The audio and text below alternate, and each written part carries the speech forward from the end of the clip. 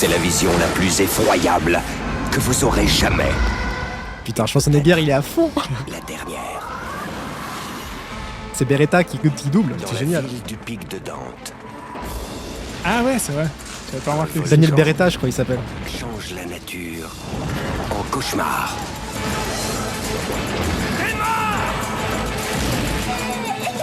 Qu'est-ce que ça me manque, ces bandes annonces comme ça? Ouais, j'avoue, moi aussi. Bah moi, c'était les bandes annonces que je voyais à l'époque, quoi. Bah ouais. Tu voyais ça, hein, Hamilton. à la télé, et puis après, t'avais envie d'acheter la cassette. Avec la voix qui te vendait le... Ouais, ouais. Alors qu'en fait, la voix, il y a même pas cette voix, donc... Le pic de Dante. Les La pression monte. Ah, le sous-titre. L'explosion est pour bientôt. Et oui, trop bien. nouvel épisode de La Grange. Bonjour à tous, vous l'avez compris, on va parler du pic de Dante. Et bien franchement, Manu, après avoir maté cette bande-annonce, mais qu'est-ce que ça fait plaisir. C'est vrai que c'est cool de retomber dans les années 90, là, en enfance, quand on regardait ces pubs à la télé, et puis qui te donnaient envie d'acheter la cassette, en fait.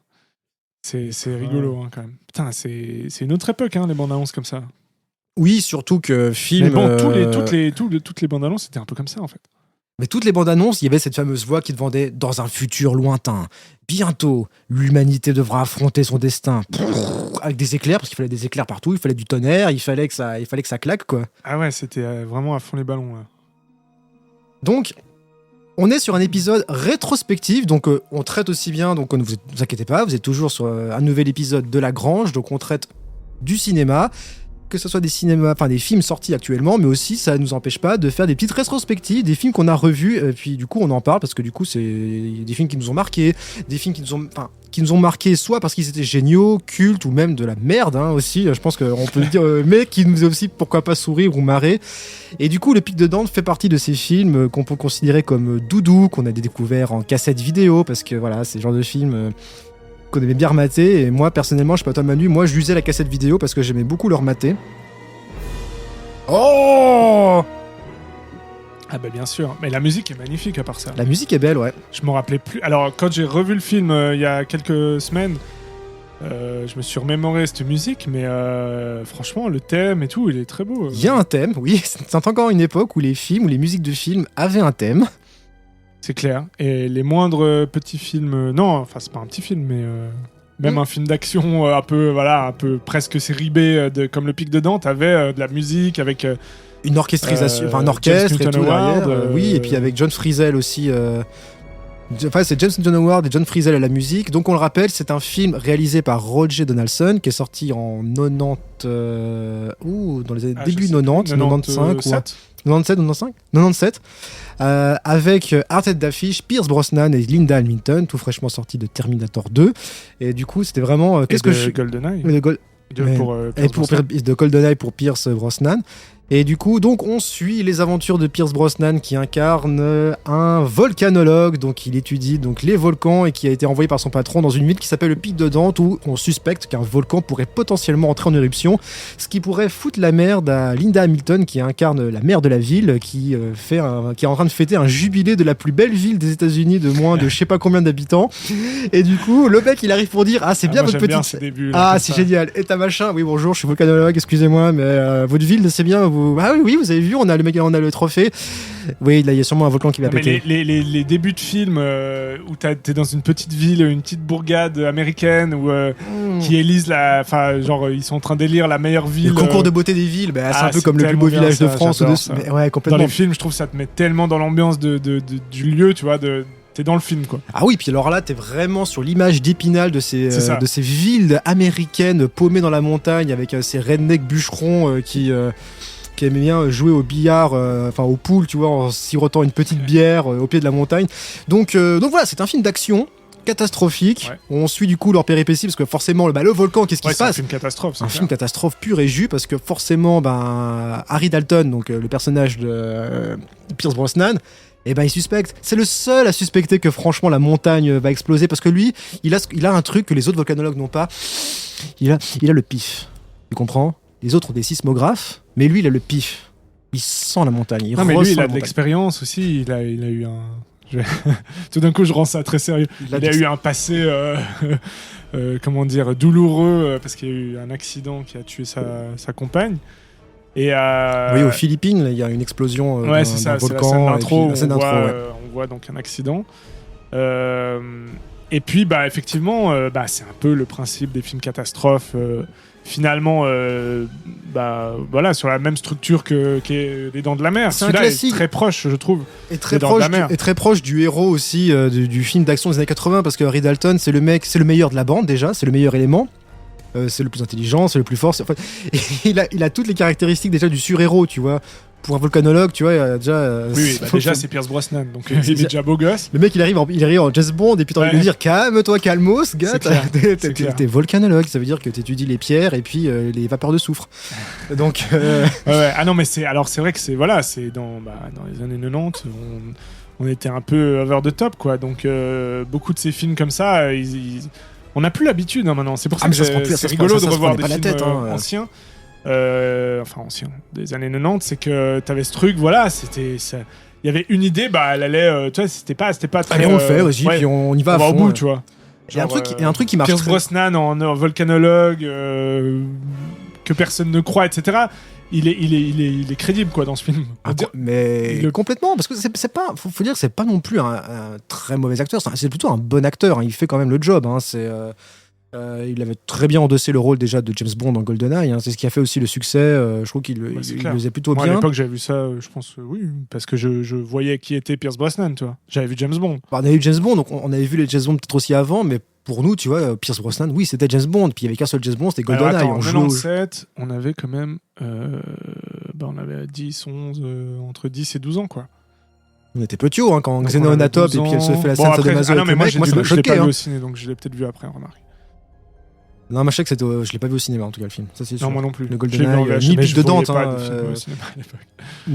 Tu regardais tous les films en VHS, quoi. Bon, les jeter en cassette, hein, c'est comme ça que j'ai découvert Star Wars, des trucs comme ça. C'est ça. C'était. Alors du coup, ce qui est génial dans cette efficacité de ces films des années 90 et ce qui est génial dans les films de catastrophes des années 90, il y en a eu plein à cette période-là. Hein, les Twisters, les Daylight, les Volcano. Ils en ont vraiment sorti une chier à l'appel, hein, dans cette époque. On remet au goût du jour les films catastrophes. Et je trouve qu'il y a des trucs qui marchent très bien. Ces films-là, ils commencent avec des belles scènes d'exposition. Ça veut dire que ça met justement ce qu'il faut pour connaître les personnages, pour s'attacher à eux. Je trouve que ça marche assez bien. À fond. Ça, c'est vrai que c'est super bien fait. Tu disais la bourgade, là où ils font leur petite fête et tout. On te présente Linda Hamilton. Voilà, je suis le maire. Tout de suite, il y a un truc qui matche bien entre les deux personnages. Et puis, ça commence sur un truc très paisible. On fait des petites enquêtes, on regarde la nature. Tout, on sait très bien amorcer en fait la catastrophe à venir. Donc, on est vraiment sur du schéma classique, du calme avant la tempête. Et ça marche bien, quoi, parce que je trouve que les personnages, les acteurs, ils interprètent suffisamment bien leur personnage pour qu'on y croit en fait, hein, ils se donnent. Oui, c'est clair. Et puis il y a un cadre, moi en fait c'est les débuts de films que j'aime bien parce que ça pose un cadre, ça pose les personnages. Ouais. Alors oui, c'est peut-être un peu c'est des fois c'est un peu caricatural à la vitesse que ça va, voilà, c'est un peu cliché des fois, mais n'empêche que en fait tu t'attaches au personnage. C'est quand même ça aussi c'est cliché, mais c'est la base quand même si tu veux t'intéresser à un film, tu vois. Donc je trouve que dans ces films-là, et dans les années 90, typiquement, ils faisaient ça. C'est le truc de s'attacher aux personnages et montrer où ils sont, quoi, simplement. Donc là, une petite bourgade, tout est un peu, un peu affectif, quoi. Bah oui, tu vois, il arrive dans le film, tu vois très bien la mise en contraste. Là, attention, on parle de cinéma. Là, vous avez vu là à quel point on met pied ça. Non, mais on va pas trop cracher sur ce film parce que franchement, il fait le job admirablement bien. Ah non, mais moi j'adore le pic de Dante. Franchement, je peux pas cracher dessus. Ah mais complètement. Il fait beaucoup mieux que les films de catastrophe de maintenant. Enfin, je veux dire, moi, pour rien au monde, j'échangerais un San Andreas contre un pic de Dante. Hein. San Andreas, on peut se faire voir ce film. Parce que ce qu'il faut dire, c'est que la nostalgie, quand même, a beaucoup sa place aussi là-dedans. C'est qu'on les a vus à une époque. Alors, je suis d'accord. Voilà, quand tu les vois très jeunes. En fait, combien de films à l'époque tu voyais que tu aimais pas ? Il y en avait pas vraiment. Et tu penses qu'on les revalorise en fait par nostalgie maintenant parce que en fait on s'était tellement de la merde. Si tu les as pas vus à l'époque, je pense que t'as pas la même vision. Il y a pas le truc affectif comme ça. Wow. Il y a des films comme ça. Alors, il y a des films très clairement, tu disais, putain, c'était génial avant, maintenant tu le revois, tu dis, putain, mais comment j'ai pu apprécier cette merde ? Et puis, au contraire. Et moi, je trouve que autant j'ai aimé Pic de Dante à l'époque, et je l'aime toujours maintenant, en fait. Je veux dire, il n'y a pas de. c'est pas comme si j'avais trouvé le film trop abusé à l'époque et puis maintenant en posture d'adulte je dis ah ouais mais ça maintenant c'est culte en fait, non c'était génial tu vois, et puis tu retournes ta veste. Non, c'est clair, mais peut-être pour quelqu'un qui l'aurait pas vu, il va se dire bon bah peut-être c'est passable quoi, c'est un petit film. Bah nous on l'a vécu comme gros film, vous allez peut-être le vivre comme le film de catastrophe de sci-fi de l'après-midi quoi. Ouais c'est ça. Enfin, un peu... Et ce qui est drôle c'est que au-delà du film, ça te replonge dans une époque, tu vois. Alors ça va, alors ça. Et encore ça va. Il en fait pas trop, mais oui. Non, mais sans en faire trop, mais enfin tout sans les années 90, tu vois. L'image sans les années 90. Les années 90 ont une. Bah, c'est ça. En fait, texture. je trouve que comme il y a un truc un peu un désamour pour les, enfin, le cinéma dans les années 90, c'était pas la meilleure décennie certainement. Bon après les années 2000 aussi, mais si tu compares un peu à la période, l'âge d'or du cinéma, c'est vraiment pas forcément considéré comme les années 90. Et du coup, te replonger là-dedans, bah tiens, en fait, voilà, on regardait, pour nous, en tout cas, qui l'ont vécu à l'époque, c'était des films qu'on voyait en VHS. Puis, on les a peut-être revus plein de fois à l'époque, mais enfin, tu vois, tu peux passer. C'est des films qu'on oublie, en fait, simplement. Donc, te replonger là-dedans, il y a vraiment un aspect.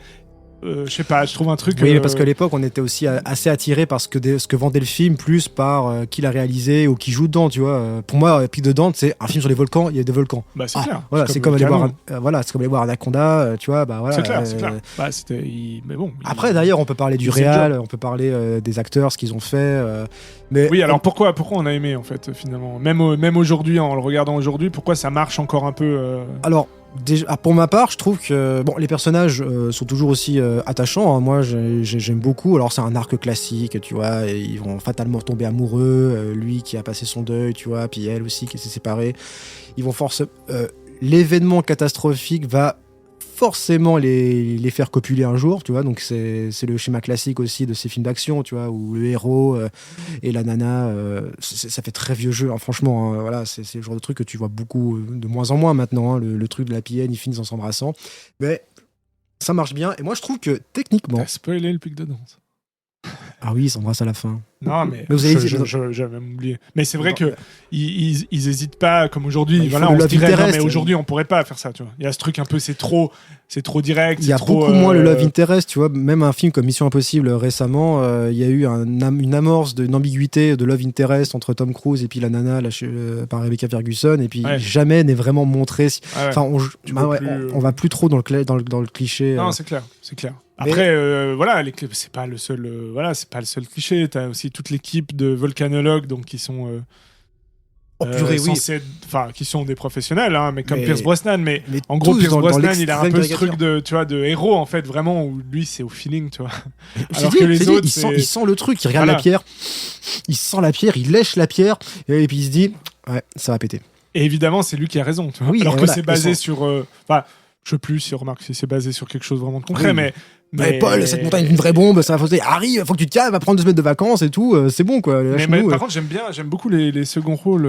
Mais des gros seconds rôles, hein. Dont un qui joue, je crois que c'est lui dans The Thing. The Thing, ouais. Ah ouais, c'est lui. Le patron, celui qui incarne le patron de Pierce Brosnan dans le Pic de Dante, oui, il incarne le.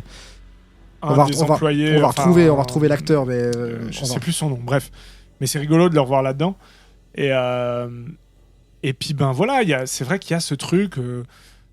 Charles Hallahan, voilà. Paul Dreyfus, l'acteur c'est Charles Hallahan qui a joué dans. Alors après les effets spéciaux, puisque c'est quand même un film catastrophe, donc on s'attend même en le voyant aujourd'hui. Énormément de maquettes. Ouais. Qui ont été utilisées. Et ça se ressent un peu, hein. Ça se voit un peu parfois. Ouais. Toi tu trouves pas que ça, tout le temps. Tu trouves que ça a vieilli un petit peu ? Non, mais il y a. Alors oui, c'est un peu vieilli quand même. C'est-à-dire, je pense que tu montres ça à quelqu'un, à un gamin de 13-14 ans aujourd'hui, ou un ado, il va te dire, je pense qu'il va te dire que ça se voit que c'est fait, quoi. Ah, je suis pas sûr, parce que je trouve la façon dont sont mis en scène les effets spéciaux, je trouve que ça a plus d'importance que l'effet spécial en lui-même. Je veux dire, ok, c'était une maquette, mais la façon dont c'est introduit, dont c'est filmé, oui, alors je suis d'accord, suffisamment plein la gueule pour que ça fasse l'illusion, en fait. Oui, peut-être, oui, t'as raison. Je trouve la scène du barrage, là, il y a un moment donné, il y a le barrage qui se rompt. C'est la manière que c'est filmé aussi, c'est plus comme maintenant, tu vois.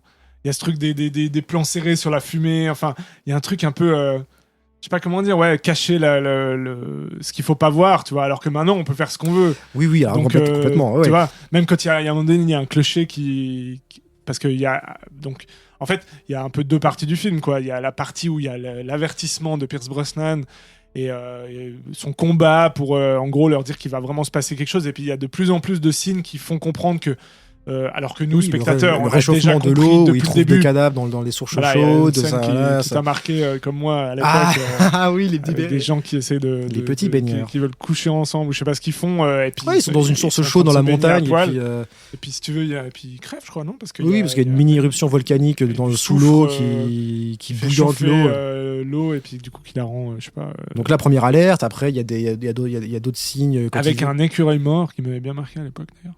Ouais, des écureuils brûlés aussi. Je sais plus ce qu'il a. Oui, c'est ça. Il y a le plan où tu vois les écureuils par terre, ils sont tout cramés. Après, Harry et tout, ils vont mettre des sondes sur la montagne, et puis il y a un gros tremblement de terre, et puis voilà, t'as des trucs où il dit putain, les secousses, je les ai sentis, mec, ça va. Mais pour dire que voilà, ça c'est la première partie, et ensuite t'as la partie donc catastrophe où l'explosion arrive, enfin l'explosion du volcan, et du coup, toute la ville est en panique, et je trouve que les scènes de destruction, non, c'est vrai que ça marche bien. Hein, franchement, la destruction de la petite bourgade. C'est vrai que non, ça marche bien. D'ailleurs, sinon on l'aurait pas aimé quoi.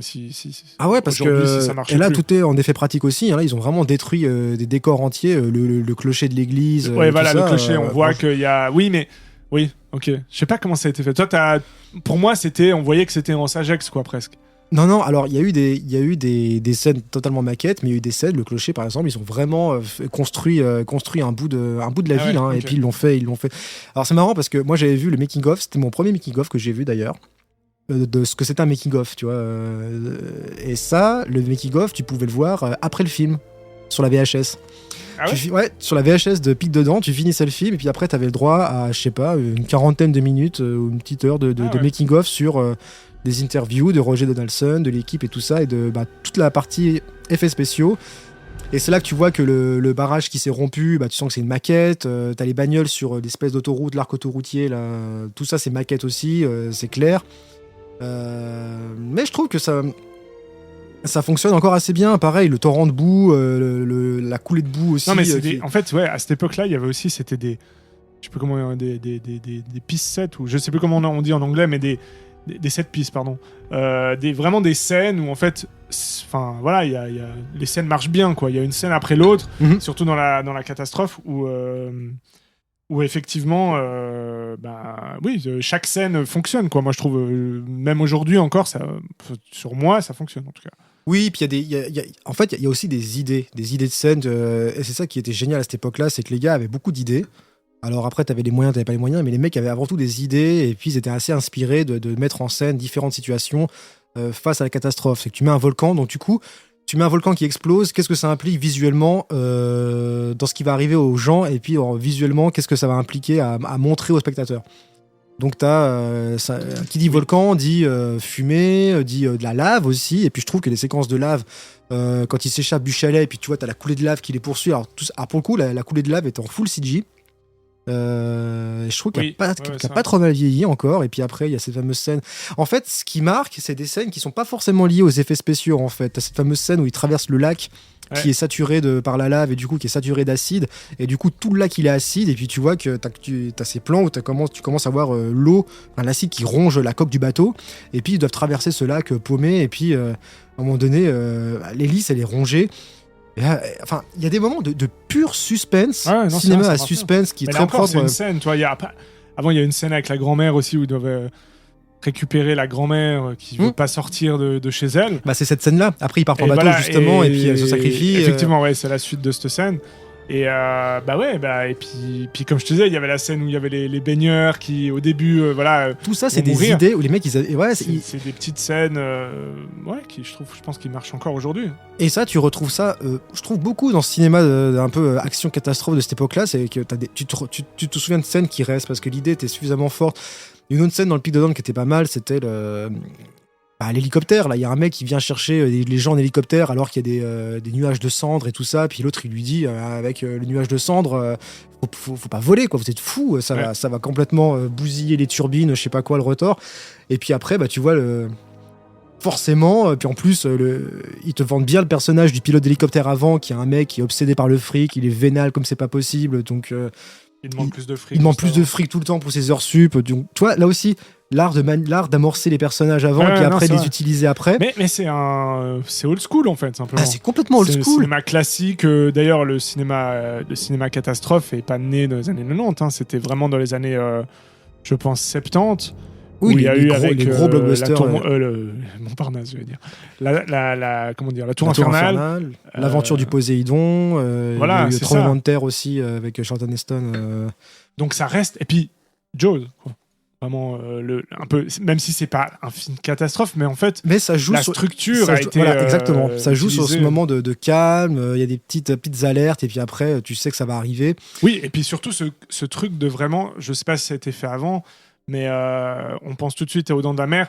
Ce truc de quelqu'un qui alerte la ville, les autorités, etc. Et personne ne veut le croire. Tu vois. C'est ça. Et la catastrophe arrive parce que personne l'a écouté. Il faut savoir qu'en fait, ces films de catastrophe des années 90 n'ont absolument rien inventé. Ça veut dire qu'en fait, qu'est-ce qui s'est passé? C'est que ils ont les technologies qui ont changé. Techniquement, maintenant, on est capable de faire les gros volcans, on est capable de faire les tornades en CG. Donc, qu'est-ce qu'on va faire? On va redonner goût à ces films-là, mais au niveau du schéma, de la structure de la narration, eh bien, on va les piocher dans les classiques des années 70 qui ont prouvé leur efficacité scénaristique et structurelle, et du coup on va ressortir textuellement en fait ce qui se passe, hein. Quand tu prends la tour infernale aussi, où tu suis le personnage de Paul Newman qui est l'architecte de la tour, et puis Steve McQueen qui est le pompier, qui eux sont les gens qui sentent aussi les choses, qui savent qu'il y a un danger, qui essaient de convaincre des gens qu'on n'a rien à foutre et qui sont complètement en dehors du danger, et tout ça et plus les scènes d'accalmie où tu présentes les personnages, tout ça en fait tu l'as déjà dans ces films-là dans les années 70. Donc c'est vrai qu'ils ont rien inventé. Oui, c'est ça. Nous on a grandi avec cela. Il y a eu un retour. C'est vrai, des années 90, je pense, assez... Par la technologie. Je pense que ouais. Les mecs, ils ont vu maintenant les processeurs rendre des particules de fumée et de débris, donc après, on va faire Twister. Après Jurassic Park, c'est clair que les choses ont changé. Donc, c'est ça. Ah, on peut faire ça? Ah, bah ça veut dire qu'on peut faire de la fumée numérique? Ah, on peut faire des débris, 1 milliard de débris qui volent. Ah bah vas-y, on va faire Twister. Ah bah vas-y, on va faire Pic de Dante et compagnie. Ouais. Donc c'est pour ça que c'était propice en fait à essayer. Je pense que il y a quelque chose que j'aime plus vers les films catastrophes que vers les films, que par rapport aux films d'action, on va dire.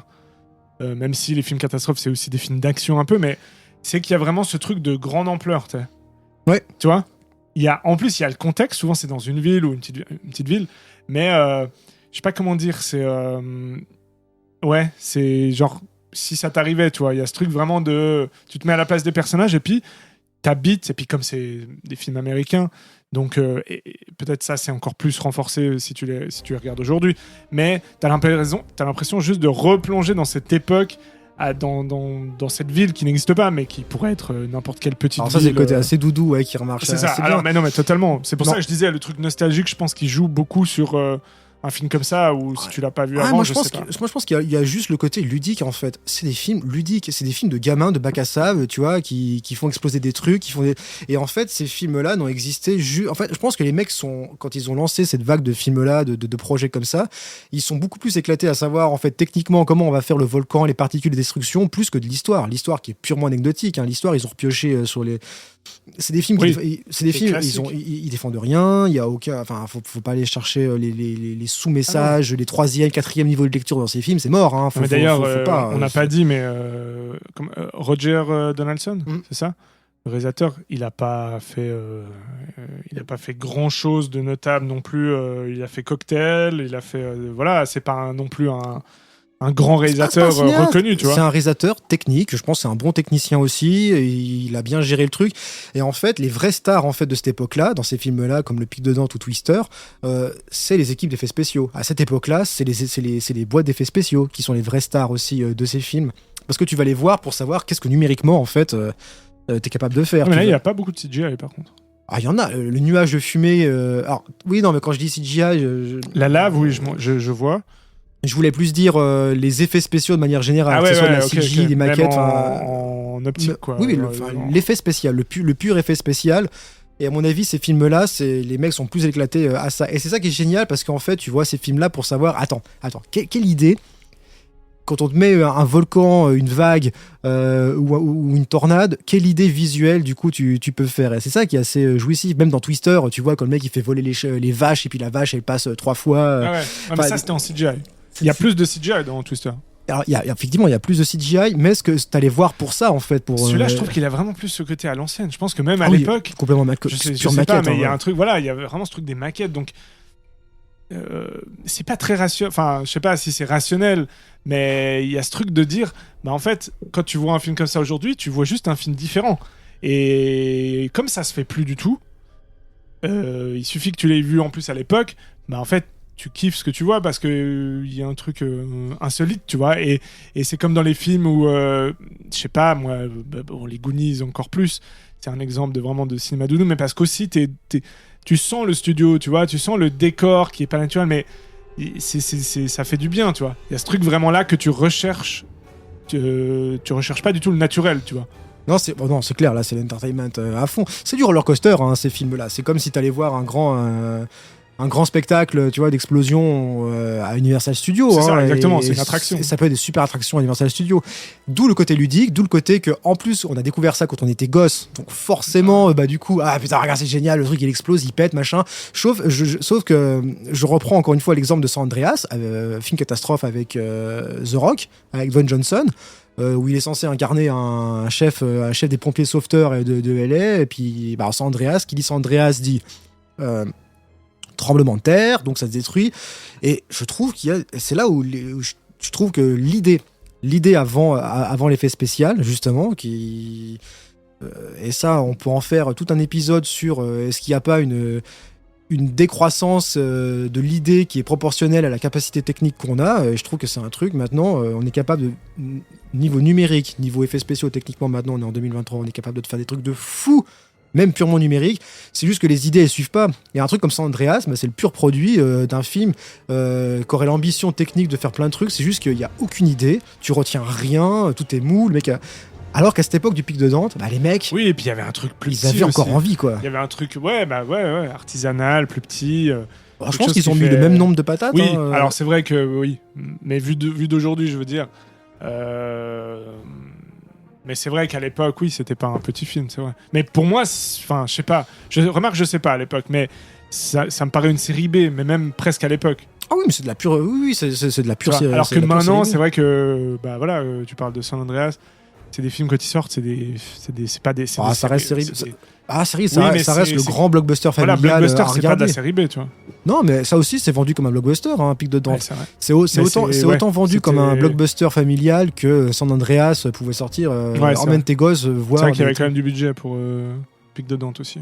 Alors, Pic de Dante, pour ceux qui sont. Je pense que oui, effectivement, ça doit être. Ça doit être des budgets de l'époque de blockbuster. 116 millions de dollars. Ce qui est plutôt. C'est beaucoup. Ce qui est plutôt confort, quoi. Donc ce qui fait que ça fait un film carré, comme beaucoup ont été faits à cette époque-là. Les Twisters, ça fait un film très carré. Après, je sais pas s'il y avait un truc en mode. Comment tu vendrais le film aujourd'hui à quelqu'un qui n'a pas vu le film, tu vois. Moi, je pense que. Il y a vraiment ce truc de. Enfin, je sais pas, mais... Ouais, non, c'est dur à dire, en fait. J'allais parler d'une scène, tu vois, mais... Enfin, tu donnes une scène, mais... En fait, il y a ce truc un peu... Je sais pas comment dire autrement, mais no bullshit, tu vois. Ça va direct là où tu veux aller, tu vois. En fait, aujourd'hui, on a l'habitude que les films prennent du temps pour sous l'influence de la série aussi. Et pour faire plein de blagues aussi sur des trucs qu'on a rien à foutre. Exactement, alors que quand par plein de détours. Et t'as l'impression qu'ils évitent, ils repoussent le côté fatal. Oui, là mon gars, là par contre, là faut faire une scène d'action.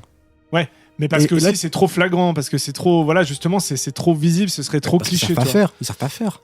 Oui, mais aussi parce que t'as la peur que ce soit cliché. Comme à l'époque. D'où la difficulté de se réinventer dans ce genre de cinéma. Exactement, mais du coup, ça prend plus de temps, tu vois. Alors que là, t'as une scène d'intro, je sais plus, elle dure 5-6 minutes, hein. C'est court, tu vois. Et en 5-6 minutes, t'arrives à montrer que voilà, il était avec une femme qui est morte, etc. T'as une bonne scène qui te met dans le film. Ensuite, t'as une intro au film. Mais tout ça est fait par... Enfin, je sais pas comment dire... c'est un schéma classique du cinéma qui est... classique, mais efficace et sans fioritures. Mais c'est ça qui est triste. Pour un film d'1 heure et demie, je crois. Mais complètement. Mais là où c'est triste, et on en a parlé sur l'épisode qu'on avait fait sur on a vite fait parler de l'épisode qu'on avait fait sur Oppenheimer, c'est que ce côté tout bête, en fait, de savoir comment tu introduis des personnages, comment tu fais une exposition, comment tu mets du background à des personnages en peu de temps pour mec suffisamment fort pour t'attacher à eux, et après les suivre dans leur périple. J'ai l'impression que c'est un truc qu'on a complètement oublié, enfin, le savoir-faire. On a tu sais, rien qu'un début de film, moi, je déteste les films qui, aujourd'hui, commencent comme un épisode de série. Ça veut dire dans une action, tu vois. Mais pas dans une action où après il y a une intro, parce que là c'est vrai que ça commence aussi dans une action, mais là c'est une scène d'intro juste, ensuite on passe au début du film, tu vois. Mais je trouve qu'il y a l'art du début du film, tu sais. L'art du prologue aussi. L'art du prologue, de te mettre dans l'ambiance, de te mettre dans les personnages, de t'intéresser aux personnages, au début tout va bien, tu vois. Ce plaisir que tu as de trouver un monde, et toi tu t'intègres à ce monde. Puis aujourd'hui, c'est très, enfin, voilà, c'est beaucoup plus rare de voir des films comme ça qui commencent avec un début comme ça. Parce qu'on est un peu dans l'ère aussi très superficielle. Les personnages n'ont pas de corps, ils sont au pire des cas super énervants, au meilleur des cas juste fades. Donc, parce qu'il y a beaucoup de personnages, il y a beaucoup de films qui commencent avec des personnages qui sont déjà surénervants dès le début du film. Et alors là, putain, pour t'accrocher à eux, à moins de les faire évoluer, puis qu'ils arrivent à... Je trouve qu'ils partent du principe que tu le connais déjà presque. Il y a un peu ce truc-là, tu vois. Oui, une connivence. Oui, bah, quand tu vois San Andreas, c'est The Rock. Alors ça va, c'est forcément cool, tu vois. Il se vend déjà lui-même avant de... Ouais, mais t'as pas le début d'un film, non, c'est le début d'un monde, tu vois. C'est le début d'une histoire. Donc tu dois être au début. Il y a plus ça. De toute façon, et c'est vrai que... les vieux cons. Complètement. Bah, je vous dis, il y a pic de Dante, 90, vous savez tout de suite que vous embarquez dans un truc, on parle de l'époque. Hein. Mais moi, je suis d'accord, je sais plus. Attends, mais non, mais bon, c'est exemple, voilà, extrême, mais par exemple Flash, mais je pourrais en citer plein d'autres qui commencent dans une action et genre, enfin, non seulement tout est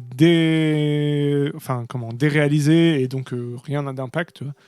Et du coup, et en plus, c'est pas un début de film. Tu vois, il pose pas du tout de cadre. Genre, c'est censé être acquis. T'es censé être là. Tu sais que t'es dans une ville, à New York ou je sais pas où. Et donc, tu vois, tout ça est censé être acquis. Et puis, en fait, on va pas prendre du temps là-dessus. Mais t'es là.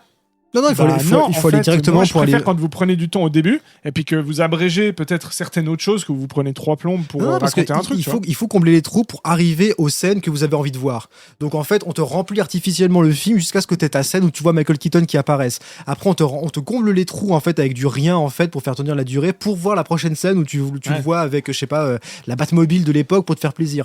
C'est que des films qui jouent avec de connivence en fait, d'attente du spectateur. C'est qu'en plus des scènes en plus qu'ils ont déjà vu dans la bande-annonce. Ça veut dire qu'on te vend ça déjà dans la bande-annonce. L'attente, c'est tout. Alors qu'avant, on prenait ce qu'il y avait. Tu vois. On te vend l'histoire avant tout. Et même le pic de rien qui est acheté d'avance. Tu vois, il faut te vendre l'histoire pour que tu t'inquiètes le truc. Alors que maintenant, on se dit, bon bah, écoutez, vous savez ce que c'est un super-héros, quoi. Mais c'est ça. On va pas vous le présenter. Et encore, tu vois, honnêtement, c'est pas Pierce Brosnan et Linda Hamilton qui allaient vendre le pic de Dante. Alors oui, c'est des acteurs connus. Oui, Linda Hamilton. Ah oui, c'est la meuf de Terminator à l'époque. D'accord. Pierce Brosnan, peut-être. Ouais, je sais pas à quel point il était une star après GoldenEye. Si, méga star. Mais ça peut aider. Mais honnêtement, t'as pas vraiment besoin. Enfin, tu dis non, mais un truc d'action. Le volcan il va péter. Vous allez voir avec des effets spéciaux du jamais vu. La bande-annonce, elle te vendait un peu le truc comme ça. Ouais. D'ailleurs, la bande-annonce dit qu'il y aura Pierce Brosnan, tout ça, mais elle te commence par le personnage qui est le volcan. Il va vous faire ça, il va vous massacrer. Quand il se réveille, là, la terre va le trembler. personnage, c'est le volcan. C'est ça, quoi. Et puis surtout, il y a des scènes qu'on se souvient très bien. Ouais. C'est clair que je ne vais pas raconter là, mais enfin, on l'a déjà dit, le truc avec la scène de l'écureuil. Mais typiquement, alors oui, bon, on était petits, enfin, on était plus jeunes, etc., donc ça marque plus.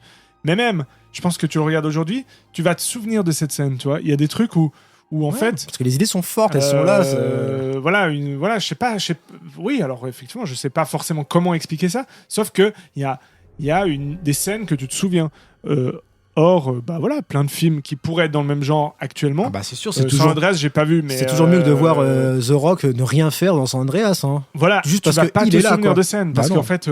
ce sera un peu tout alors que je sais pas, il y a peut-être un rapport au réel aussi, hein. Il y a un truc avec, tu vois, quand on dit le pic de Dante, il y a un couple qui est en train de qui est en train de se draguer, puis ensuite ils vont mourir, et puis t'as un petit écureuil qui est mort, et toi c'est un impact, tu vois, il y a un truc un peu réel, Oui, alors parce que qu'aujourd'hui les gens, le ils oublient réel pas a qu'on est pas, des a êtres pas humains, cet quoi. impact, tu vois, parce que à cause de entre autres, enfin pas à cause, mais aussi avec les CGI, etc. Ce qui fait que Non, mais tout c'est rêve est sur rêve sur déréalisé. rêve maintenant. Faut faire de la Donc, rêve, de la rêve. Maintenant, tu vas voir un film avec Dwayne Johnson, tu t'en fous en fait de l'histoire, de je sais pas quoi. Il va se battre comme un gorille contre un gorille, là, je sais pas, dans Rampage, je sais pas si c'était lui, mais ou alors Oui, oui. dans. Je sais plus, Rampage, je me rappelle plus. Ou alors il va à l'assaut dans un Die Hard like avec Skyscraper, tu vois, dans un Ah oui, le truc c'est ça que j'ai vu, d'action exactement, Skyscraper. Voilà, Skyscraper, bah voilà, vous opposez en fait Piège de cristal avec Skyscraper, et bah tu vois. Ah oui, bah, on va vous faire un dessin, vous voyez toute la différence, quoi. Enfin, je veux dire. Maintenant, les films, si c'est pour voir des méga stars nombrilistes qui sont là en train de cabotiner ou ne rien faire ou juste. Enfin voilà, on sait qu'on. Non, mais tu en ressors avec. Enfin, en tout cas, nous, on en ressort avec rien. On sait que ça fait vieux con de dire ça, on est conscient, et puis on peut nous reprocher de, je sais pas, ouais, mais vous aimez le cinéma un peu trop pointilleux, machin, et non. Moi, je suis le premier à être un gosse, en fait, au cinéma et à avoir un truc qui fonctionne. Et j'ai envie d'y croire, en fait, tout simplement, comme un gosse, en fait. Ouais. Moi, je te dis. Mais c'est clair, mais il faut quand même qu'on te vende quelque chose, tu vois, pour que tu y croies. Voilà. Donc il faut qu'on te mette. En fait, il te prépare. Ce genre de film, il te prépare. Ils te mettent dans des petits souliers, tu vois. Ils te disent voilà, faut aller là, faut pas. Enfin, alors oui, il y a un côté un peu des fois cliché. Ça, après la promesse, en fait, peut-être aussi ce qui marchait bien dans Pic dedans, c'est que la promesse, on va te faire un petit peu, tu vois. Mariner là, tu vois, par des petits signes, des machins, mais on te promet, t'inquiète pas, on te promet que ça va arriver, que le volcan va exploser, et là tu vas pas être déçu. Et je trouve que la promesse est tenue. C'est vrai, ouais, c'est vrai. Le volcan explose et il y a cette scène où la bagnole elle roule dans la ville à toute allure, et t'as le nuage fumé débris là qui détruit tout son passage, qui se rapproche dans un montage assez frénétique, et je trouve que ça fonctionne à la fin, tu sais, quand ils foncent dans la mine là pour où t'as ce plan longue focale où tu vois la bagnole avec le nuage qui remplit tout le cadre de l'image. Oui, le volcan a pété, oui, il a fait des dégâts, tu le vois, enfin, je veux dire, les mecs ont exploité en fait les dégâts du volcan, et promesse tenue. Ouais, franchement, sans Andreas, mais rien du tout. Non, mais c'est vrai. Ouais. Mais bon, justement, cette scène finale là, alors la toute fin, vraiment là, quand ils se font applaudir parce qu'ils ont survécu. Alors là, ok, je trouve que c'est too much, quoi. On est sur le même truc de Daylight, tu vois, quand il remonte à la surface, et puis. Voilà. Mais c'est des beaux. Mais moi je marche, hein. Moi je marche. Ah, je dis mais pas. complètement. Mais voilà, c'est pas très rationnel, mais il y a cet émerveillement, et toi il y a cette croyance. Je trouve que c'est pas si déconnant par rapport à la réalité. Quand tu vois un petit peu, par exemple, quand des gens. Enfin, là, si on veut raccorder, par exemple, avec l'actualité, justement, c'est un peu con de dire ça, mais tu vois, le séisme qu'il y a eu au Maroc, tu vois, qui a ravagé le Maroc, tu vois, et puis qui a, comme tout ce genre de catastrophe, engagé après des scènes, tu vois, d'entraide, de solidarité, tu vois. Moi, ça m'étonnerait pas d'un truc comme ça. Quand tu vois aux news, tu vois, ils ont retrouvé des rescapés dans les débris, ils sont vivants. Ça applaudit. Moi, je trouverais pas déconnant de voir ça aussi dans la réalité, quoi. Non, mais il y a une effervescence. Là, il y a plus que ça, quoi. Il y a le couple, il y a le baiser, il y a la caméra qui s'envole, tu vois. Il y a tout, quoi. Oui, il y a tout. On est en hélicoptère parce qu'on n'est rien. On n'est jamais plus en sécurité que dans un hélicoptère. Voilà, c'est. Moi, il y a un côté, j'avoue, comment dire, je suis coupable de ça, mais il y a un côté, c'était plus simple avant, tu vois. La vie était plus simple, tu vois. Et du coup, alors dans ce genre de film... Là, on est boomer, les gars. Ouais, non, ça c'est vrai. Je sais que c'est pas... Voilà. Mais oui, il y a un truc... Ah oui, bah voilà. Ok, bah écoute, la fin du film, c'est fini. Et puis, bah tu pars avec un... T'es content, tu vois. Complètement. Et mention aussi au personnage de Linda Hamilton qui... Et ben pour une fois, on aurait pu craindre que dans ce genre de film, elle joue les damsels in distress, qu'elle soit complètement tributaire en fait de Pierce Brosnan, qu'elle est pas capable de rien faire de ses 10 doigts. Alors qu'en fait, même si elle est pas placée même si on est très loin du personnage fort de Sarah Connor de Terminator 2, on est d'accord, hein, mais elle incarne un personnage qui est suffisamment solide, qui est pas nunuche, qui se laisse pas faire. Enfin, tu vois, en fait. là où je veux en venir, c'est que ça aurait pu dévier vers, en gros, vulgairement, la coconne de base, tu vois, qui Oui, crie et puis dans partout. ces années, il enfin, y en avait. que tu vois dans beaucoup de films, tu vois, c'est non, moi je suis le mec parce que lui il sait faire et tout. Et puis, non, alors qu'en fait, je trouve qu'ils ont deux rôles en fait assez équivalents et complémentaires et ça marche bien en fait. Non, elle a un rôle assez fort quand même. Non, c'est vrai. Bon, rôle fort, je dirais pas qu'un rôle fort, mais c'est en tout cas. ça je pense quand même. Mais elle a. Je sais plus si les femmes. Non, elle est mère en fait. Elle est mère et puis elle tient. Elle a 2 enfants elle tient une boutique, un drugstore ou je sais pas quoi. Voilà, exactement. Elle a un autre job, un café. Mais ce qui est drôle alors dans ce film, c'est aussi enfin, il y a une scène qui m'avait marqué à l'époque, c'était aussi il y a une grand-mère, enfin bon, on l'a dit quoi, la scène de la grand-mère. Et elle est trop, enfin c'est drôle parce que elle je sais plus comment. Attends. Mais en gros, elle veut pas partir. Elle t'est présentée en casse-pied pas possible, qui n'en fait qu'à sa tête. En fait, c'est pas la mère de Linda Hamilton, mais c'est la mère de son ex-mari. Ouais, c'est sa belle-mère. sa belle-mère. Et donc, du coup, on te pose qu'il y a une entente c'est ça. Ils s'aiment. Enfin, ouais, il y a déjà un truc un peu conflictuel et ils se comprennent pas trop. Et puis elle a un style que elle s'est dit mais putain, elle fait chier, c'est la belle-mère relou. Et vous savez, vous avez tous eu votre belle-mère relou aussi. Vous connaissez ce que c'est cette histoire. Alors autre scène bien cliché aussi, c'est que genre cette scène, c'est une scène marquante, je crois, quand ils sont dans le lac, etc. Puis que le bateau est en train de fondre. Et puis au début ils ont perdu le chien. Tu vois. Ah oui, voilà la scène. Et donc du tout à la fin, on a perdu la grand-mère, mais par contre, on récupère le chien. Rougui, ah bah oui. Donc le chien est vivant et voilà, tout est bien qui finit bien. Le chien quand même qui s'est retrouvé au milieu sur un rocher, au milieu d'une coulée de lave. Hein. Ouais. Et la bagnole traverse. Alors ça c'est génial, la bagnole qui traverse la coulée de lave. Et t'as Pierce Brosnan qui est là. Allez, ça passe. Et puis tu vois les roues qui prennent feu, t'as tout le moteur prend feu et tout ça, puis ils arrivent à passer. C'est what the fuck, c'est over the top, mais qu'est-ce que c'est génial. Et surtout qu'à chaque fois, tu tombes tu tombes au moment où, à une seconde près, il mourrait, tu vois. Genre, tout est comme ça. C'est ça, mais au moins, ils le mettent dans le film.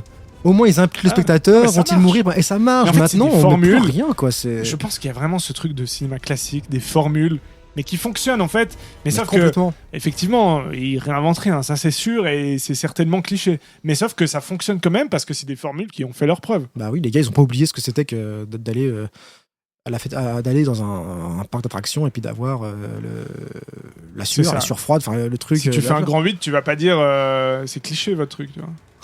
Il y a des hauts et des bas. Un looping. Non, mais on connaît les loopings. Non, mais c'est génial les loopings. Ah ouais. Maintenant, San Andreas, si tu pouvais résumer San Andreas, on tape sur San Andreas, mais moi j'aime bien taper dessus parce que voilà, je pense qu'il le mérite. Mais comme n'importe quel autre film, je veux dire, je pourrais mettre 2012 pareil, hein, et pourtant c'est censé être du gros blockbuster catastrophe, hein, là à l'échelle planétaire. T'as l'impression d'être sur un grand 8 qui tourne en boucle sur du plat. T'as pas de looping, t'as pas de tortillon, t'as pas de tir. Voilà, t'es sur un. Vous savez, imaginez être sur un roller coaster où t'as pas de looping, pas de descente, mais tu tournes en boucle pendant 2 heures. Ouais, non, mais bon. On va Par contre, t'as plein de trucs publicitaires, tu vois, qui te donnent envie d'acheter un iPhone. Tu préfères Rock que The Rock, quoi. Oh putain, oui. Oh oui, non, mais j'aimais bien. The Rock, franchement, moi je l'adorais dans Le Roi Scorpion, hein, franchement. Ah ouais, mais. Moi je suis ultra fan du Roi Scorpion du film, hein. C'est de la merde, mais là, on est presque dans le nanar. Là, mon prochain film que je vais me revoir de ces années-là, c'est La Momie. Oh, et ben voilà. Prochain épisode. Alors, du coup, c'est très bien. Tu poses très bien le prochain épisode. On revoit le film parce qu'on fait l'épisode de La Grange. Ça sera sur un autre film d'actualité. Mais le prochain épisode, du coup, sur on revoit le film. Qu'est-ce qu'on va revoir ? Et ben, on vous le dit. Voilà, on va revoir La Momie de Stephen Sommers, sorti en 99. Un classique avec Brendan Fraser et puis Rachel Weisz. Alors là aussi, j'ai vu ça à l'époque, j'ai pas revu depuis. On va voir. Ah, ça, j'ai hâte. Alors, franchement, j'ai hâte. Même on pourrait se faire un petit jeu comme ça, en fait, enfin un petit format où on se revoit que des films des années 90 qu'on a vus à l'époque. Ah, mais c'est voir ça, si ça tient la route ou pas. Ça tient la route maintenant, ouais, complètement. Bah voilà. Du coup, c'est bien. En plus, on arrive à la fin de l'épisode, donc vous êtes au courant maintenant. Le prochain épisode sur La Momie de Stephen Sommers. Et du coup, si on pouvait résumer le Pic de Dante, franchement, si vous l'avez pas vu, C'est étonnant, franchement, vous avez été dans une grotte, ou alors c'est que vous êtes beaucoup trop jeune et puis vous découvrez le cinéma, mais franchement, il faut le voir, ce film. Matez-le, c'est un classique, c'est indémodable. Ça sent bon les années 90, mais c'est ça qui fait plaisir. Et puis même si vous n'avez pas connu cette époque, si vous n'êtes pas nostalgique de l'époque, vous êtes devant un bon divertissement d'aventure, d'action catastrophe qui est super efficace. Vous voulez du volcan, vous voulez de la lave, et ben vous en avez. Le meilleur film de volcan en milieu urbain. Après Volcano. Oh non, qu'est-ce qu'il... C'est après, avant. Meilleur film de volcan, tout confondu. Tout court, moi je trouve. C'est le meilleur. Oui, même mieux que les scènes de volcan dans 2012. Donc, Ouais, et mieux que Volcano, et mieux que Core. Ah, Volcano. Ah. Allez, si vous nous tentez, on fera un battle dans le Volcano. Tommy Lee Jones ou Pierce Brosnan. On va avoir du succès avec nos épisodes. Ah, complètement. Voilà, on arrive à la fin du coup de cet épisode de La Grange. Bon, on espère que vous l'avez apprécié. Pareil, réécoutez si vous voulez réécouter l'épisode. C'est en podcast, appli de podcast, Apple Podcast, Spotify, l'appli que vous avez. Mais aussi, si vous n'avez pas forcément l'appli en podcast, rassurez-vous, on mettra aussi l'épisode sur YouTube. En plus, c'est bien sur YouTube parce que du coup, vous pourrez mettre des j'aime et des commentaires et puis nous faire part aussi de vos avis sur le Pic de Dante. Par exemple, nous dire si on vous a trop vendu le film et que finalement c'était de la merde. On a peut-être un peu trop fait. On a peut-être un petit peu trop fait. Comme la musique d'ailleurs qui en fait un peu trop là, mais c'est bien parce que c'est pas une scène d'action. Donc n'hésitez pas, lâchez des commentaires et pareil sur des épisodes rétrospectifs, sur vous, des films aussi de votre enfance, des films doudou que vous aimeriez qu'on partage aussi, que vous aimeriez qu'on parle aussi. Hein. Dites-le dans les commentaires, c'est super important. Nous, ça nous fait chaud au cœur en tout cas de savoir que vous nous suivez, vous nous écoutez, parce que pour l'instant on navigue un petit peu en eau trouble. On navigue à vue, hein.